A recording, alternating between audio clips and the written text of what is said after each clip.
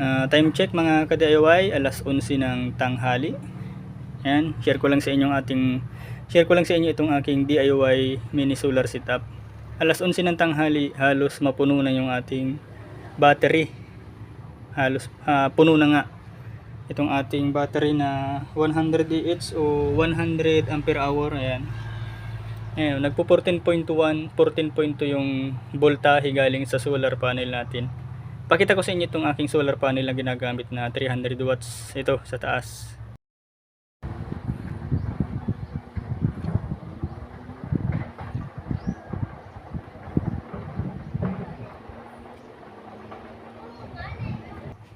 Ayan, puno na siya.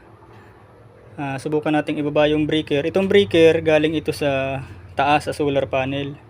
Ayan, pag ibinaba natin itong breaker, mawawalan ito ng supply galing sa panel. Ayan o, tingnan ninyo. Naging moon. Wala na siyang supply, di na siya gumagalaw dito.